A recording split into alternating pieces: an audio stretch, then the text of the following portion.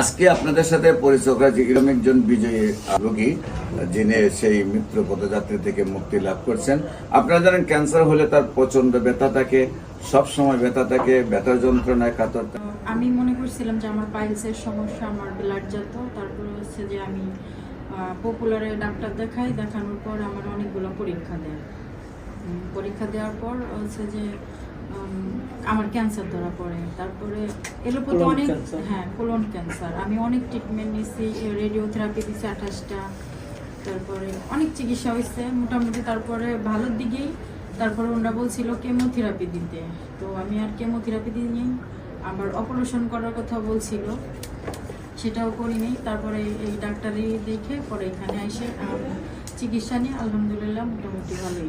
আসসালামু আলাইকুম ওয়া রাহমাতুল্লাহি ওয়া বারাকাতুহু। সম্মানিত দেশবাসী, আমি cancer specialist doctor SM. Sarwar. বিশেষ করে আপনারা জানেন যে ক্যান্সার হলে আনসার নেই। ক্যান্সার হলে সাময়িকভাবে চিকিৎসা দেওয়া হয়, একসময় ক্যান্সারের মৃত্যু এটাই মেনে নিতে হয়।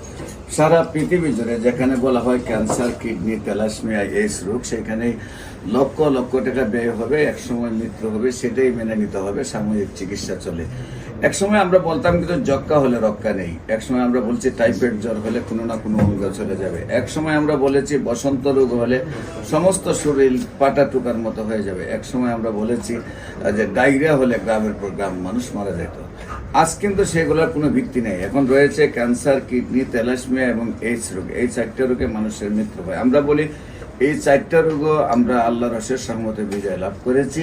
হাজার হাজার রোগী সুস্থ আছে এবং বিশেষ করে ক্যান্সার গবেষক অধ্যক্ষ ডাক্তার এস.এম. সারোয়ার চার্জ করলে আপনারা কয়েক হাজার ক্যান্সার রোগীর সাক্ষাৎকার পাবেন, কিডনি রোগীর সাক্ষাৎকার পাবেন যারা সুন্দরভাবে সুস্থ হয়েছে। বিশেষ করে আজকে আপনাদের সাথে পরিচয় করা যে এরকম একজন বিজয়ী রোগী যিনি সেই মৃত্যু পদযাত্রী থেকে মুক্তি লাভ করছেন। আপনারা জানেন ক্যান্সার হলে তার প্রচন্ড ব্যথা থাকে, সবসময় ব্যথা থাকে, ব্যথার যন্ত্রণায় কাতর থাকে। আমরা বলি নিয়মিত 4 মাস ওষুধ খাইলে সম্পূর্ণ সুস্থ হয় এবং আল্লাহর অশেষ রহমতে রোগী নিজেকে সুস্থ মনে করছেন। আমরা তার সাথে সাক্ষাৎকারে যাচ্ছি এবং আপনাদের সামনে পরিচয় করে দিচ্ছি উনি কিভাবে চিকিৎসা শুরু করেছিলেন এবং কিভাবে কোথায় চিকিৎসা করেছেন, কি নিয়ে ডাক্তারের কাছে গিয়েছিলেন এবং কিভাবে সুস্থ হয়েছেন। আপনার নাম? ডালিয়া। তো আপনি প্রথম ডাক্তারের কাছে কেন গিয়েছিলেন এবং উনি তো আপনার হলো হাজবেন্ড। আপনার দুজনের কাছ থেকে আমরা জানতে চাই যে আপনি প্রথম কিসের জন্য ডাক্তারের কাছে গেলেন এবং টেস্টগুলো দেওয়ার পরে কি কি চিকিৎসা